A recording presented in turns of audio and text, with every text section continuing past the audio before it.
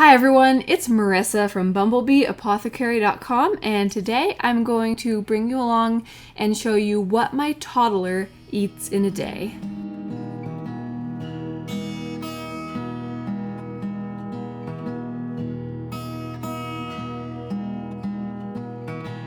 So at this point, my little guy is 18 months old. At the time of the filming of this video, he just turned 18 months old.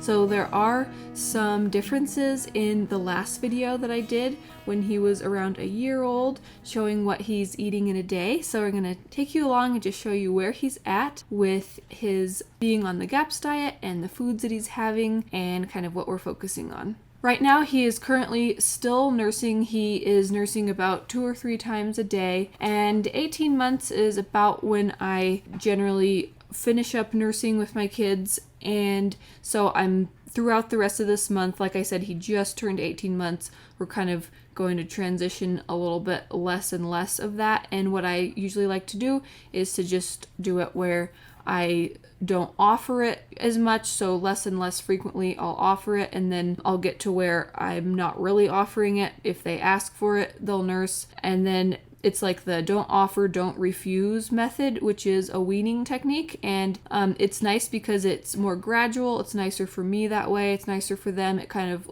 puts them in charge of, transitioning away from nursing. And it's actually always surprising to me when you leave it up to them. It doesn't take long at all and they are done. So kind of bittersweet, but it's, it just starts feeling right for me and them too, I think, around this age to just start transitioning away from it. So, but like I said, at the time of this filming, he is still nursing a couple, 2 or 3 times a day, usually before he goes to sleep, and most of the time when he wakes up, but not always. So yes, so then of course the bulk of his nutrition is coming from food at this point, and nursing is just a small supplement of that. And then later on in the video, I'm going to talk a little bit about all of my kids and kind of where they're at on or off of GAPS, their real food wellness journey, and just a little update because some of you guys have been asking about where they're at on or off of GAPS and how they're doing. So later in the video, towards the end, I'm going to share little updates about them. So some of my kids have been a little bit different as far as loving kefir or loving meat stock. My third child, he loved meat stock. He would guzzle big bottles of it down at this age. My current youngest, is a little bit different. He's not as crazy about meat stock, and this is one of the things that we sometimes work through with babies and kids on GAPS. Some of them are more crazy about certain foods and less crazy about certain foods, and so what I've been doing with that is I just keep offering it. So some days he doesn't drink very much at all. Other days he will drink the whole bottle. So even though it feels kind of pointless sometimes to keep offering it, even on the days when he doesn't really drink much and maybe he makes a mess with it and it's like, this is annoying and feels like a waste of time. No, I keep on offering it because it's so important for him to have it, just for background health things from myself and things that I know about our family as a whole. I know that it's very important for him to get meat stock every single day, so I just make it a priority to keep offering it. And then he does on a regular basis. He will get good amounts of it overall. So that's one of my biggest tips for people when they have kids who are not super crazy about certain things that they actually need, like meat stock or different fermented foods or whatever. I just recommend keep on offering it. Just keep offering it. They are so in tune with their bodies when at this young age that I always like to remember that they know kind of what's going on. So it could be that they're protecting their body from too much die-off. And so I do like to respect those kinds of things, at the same time knowing that they do need these very therapeutic foods to be able to help with certain things like the meat stock and the fermented foods and things like that. They do need to be getting them. And so even if we're still following their lead on amounts from day to day, I think it's so important to just keep offering it every single day. Another thing that I've been doing is I noticed that for both meat stock and kefir, if I give it to him in his high chair, he may or may not eat very much of it, but he tends to eat or drink a lot more of both of these things while he's riding in the car. So something that I will do is give him kefir. So it's either plain kefir or I'll make a little kefir smoothie by blending some berries into it.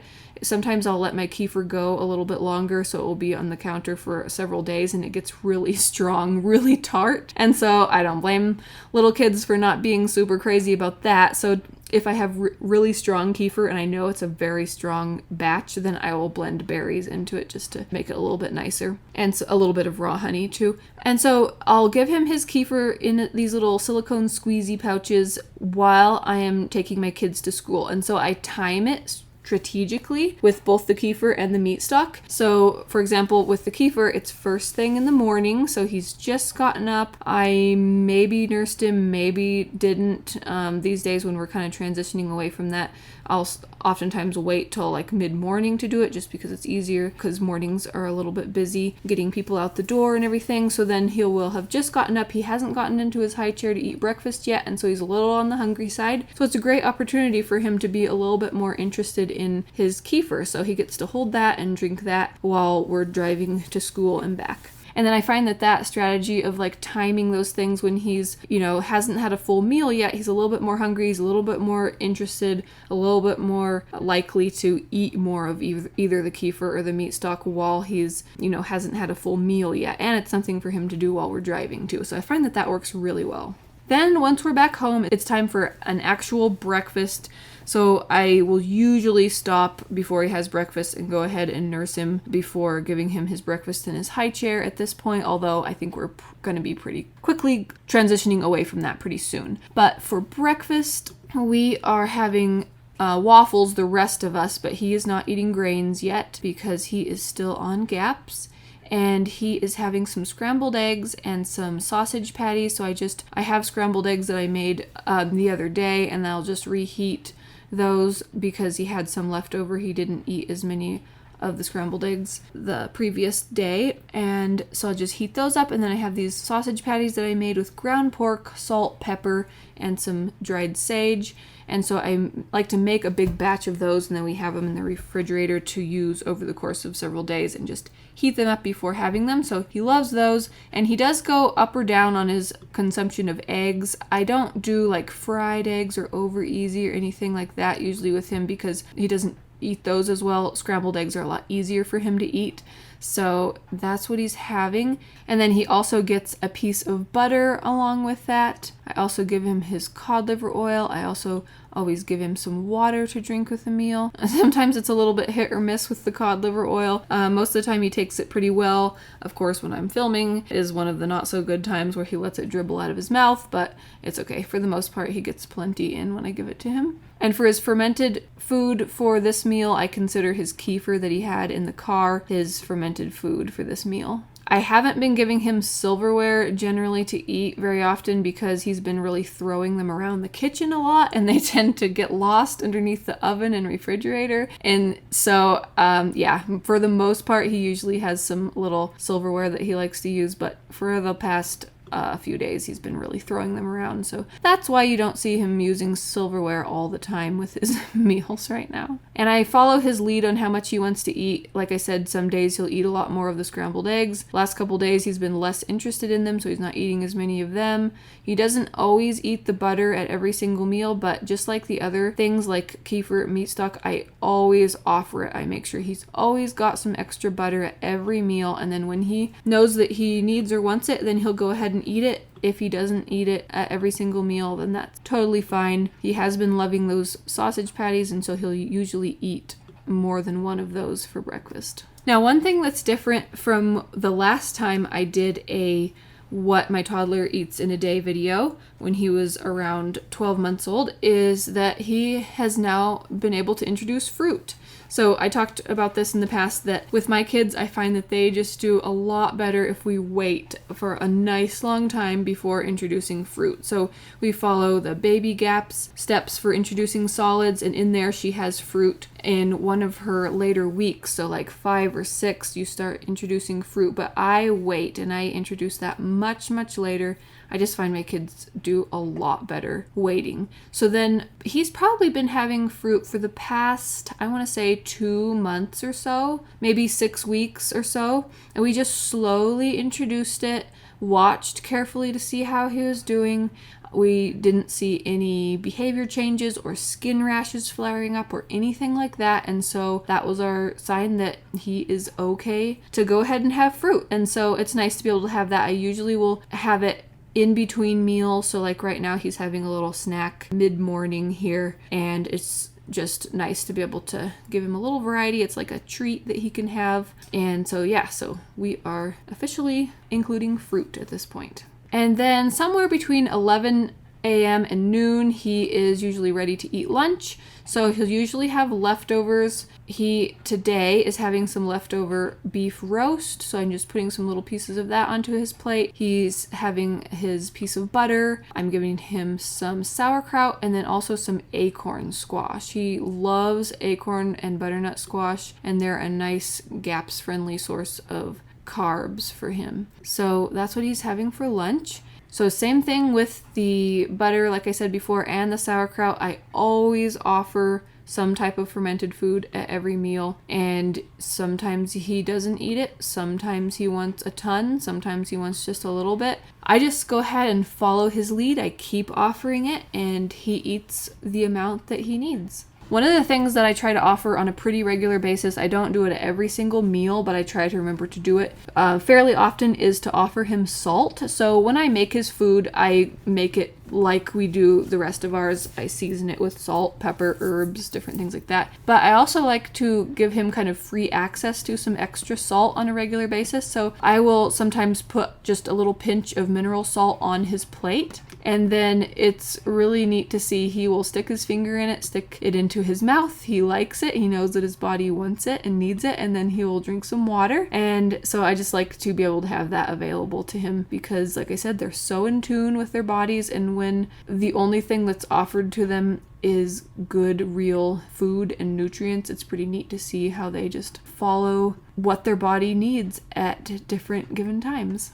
And then about mid-afternoon, once he's up from his nap, I like to give him some meat stock. So he'll go down for his nap right after he's done eating lunch and sleep for a little while, and then around the time when he's ready to wake up is the time when I need to go pick up kids from school. And so I, again, like I was talking about, use this as like a strategic time. I don't always have time to nurse him right when he wakes up from his nap, when I need to go get into the car and drive. And like I said, also we're kind of transitioning away from that anyway, so he's going to be a little bit hungry and he's going to want something to do in the car. So I use this as a time to give him his meat stock. So I have some in the refrigerator. I'm just warming it up in a pan, putting it into one of his glass bottles, and then I'll give him that in his car seat. And it really varies from day to day. Some days he only drinks a little bit, some days he just drinks some, sometimes he guzzles the whole bottle down. Doesn't matter, I just keep offering it over and over on a very regular basis every day, and I just know that way he's getting what his body needs. And then a little later in the afternoon, it's time to go ahead and make some dinner. So today I'm actually making one of the things that he loves. My youngest loves meatballs. They're probably his favorite meat. He loves all meat. All of my kids are big meat eaters, but my youngest loves these meatballs. I guess all of my kids love them. And they're also really easy to take along. They're easy to give him for lunch, to heat up for lunch the next day. They're really easy to bring along if he needs meat, if we're going to be out and about. They're easy for him to hold and eat. They're just great. So it's my meatball recipe that you've seen before on here if you've seen my other videos. So ground beef, eggs, onion powder, garlic powder, salt, pepper, and some parsley flakes. Just roll those up, bake them in the oven at 400 degrees Fahrenheit for about 25 minutes. And then also with those, I'm sauteing some green beans in some butter. For the rest of us, I'm cooking rice, but he is not having grains yet. He's still just following GAPS. He can have nuts. He's had nuts a couple different times, but I don't make them a regular part of his diet. He has fruit every now and then in between meals, but that's it. Otherwise, it's just meat, vegetables, cultured dairy, butter, fermented foods, salt, all of that regular GAPS type stuff. So then with his dinner, he's having, like I said, the meatballs, the sauteed green beans and butter. He's having some sauerkraut like the rest of us are having. He's not having rice. And then he's having some more acorn squash just to kind of fill in because he's really been loving that lately. And it's just like another vegetable because he doesn't eat a lot of the green beans. They're a little bit, he'll nibble on some of them, but they're not like a great food source just because he doesn't have a ton of teeth yet for chewing them really well. But I still give him some and he likes to eat some of them. And then the squash just fills in as more of a vegetable, and then he's going to eat lots of meatballs. He's got some sauerkraut. Today wasn't a big sauerkraut day for him, but I'm doing the audio for this a few days later, and I remember the next day he ate a whole bunch of sauerkraut like crazy. So it just fluctuates back and forth. They kind of know what their body needs on any given day. And then today at dinner he was really into butter. He ate big giant piece of butter and loved that. He's got his water. And as far as meat stock, I'll give it, like I said, in the middle of the afternoon while we're driving. And then if we're having a meal that also includes meat stock and the rest of it are having it, I'll also give him more meat stock in a bottle as well. But today's dinner didn't include that for us, so he's just doing water for right now. So yes, that's where he's at on his GAPS journey, just chugging away and enjoying all those great GAPS foods. He's, meat, vegetables, fat, butter, fermented foods, fermented vegetables, cultured dairy, fruit now and then in between meals. Sometimes he'll have some extra things, like when we make GAPS milkshakes, I'll give him a little bit in the bottle. He doesn't drink a bunch of those. Again, I feel like he's probably just following his body's lead on that, and I don't worry about it. He gets his cod liver oil in the morning, some salt now and then. So I plan to just keep him with GAPS for a while yet. I don't think I will consider introducing properly prepared grains until after he's turned 2, most likely. I just think that from health history things involving myself and him, I think that's just going to be much better for him to just wait a nice long time before having grains. And at the right time, I will include some videos on that process if you guys are interested. And then I did get some requests from you guys about where my other kids are at with their GAPS journey, because I've shared different parts of that for them in the past, especially my second child. He was on GAPS for a full solid 4 years. And so why don't we start from the bottom up? So my youngest, we already talked about a lot. He's on GAPS. He's 18 months old, just turned 18 months. He's going to plug away on GAPS, stick there for a while. We won't think about coming off for at least another 6 months, if not longer, just depending on how he's doing. And then next up is my 3-year-old, and he had a great start with baby GAPS. He loved his meat stock kefir. He transitioned to properly prepared grains a little before he turned 2 and did just fine with them. So similar kind of a journey, although things that I've noticed with my youngest, I just feel like waiting a little bit longer for the grains are going to be a better idea.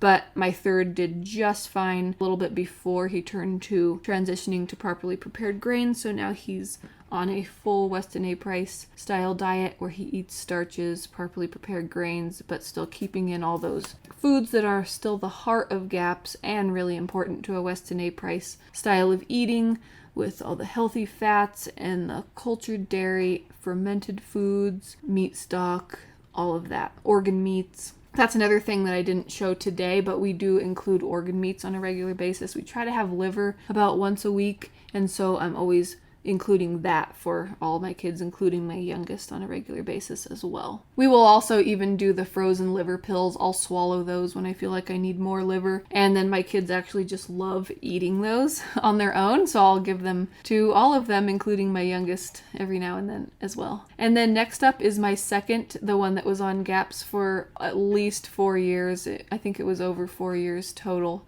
at least a solid 4 years and then some, I think. And he did metal chelation a while back. He was able to transition off of GAPS, and so he is doing a full Weston A. Price style diet and doing great with that. Again, including all those things that are the heart of GAPS, and he's been doing really, really well after his nice long time just patiently working through GAPS. Just did wonders for him. And then my oldest, she, of all of my kids, is the one who spent the least amount of time on GAPS. I learned quite a bit going through this journey with all of my kids, and one big lesson that I learned is start with baby GAPS. So she is the only one of my children that did not start with baby GAPS. She started with a Weston A. Price style of starting solids, which can be good. At the time, it seemed to work well, but looking back, I just see those subtle differences between the two methods. I think that years back, I think a lot of babies and kids were able to do very well on the Weston A. Price method of introducing solids, but the sad truth of it is that our world is just much more toxic than it was back then. People are sicker, and so at this point in time, I really think for all babies, no matter what, baby gaps is the way to start. And it's interesting because those subtle differences are waiting with those starches, introducing meat stock right away, and really focusing on daily meat stock. Otherwise, they're pretty similar, right? Egg yolks, organ meats, different things like that. But those two things, waiting on the starches until they're 2 or almost 2, grains way down the road, and then meat stock every day. Those things with baby gaps just make such a huge difference.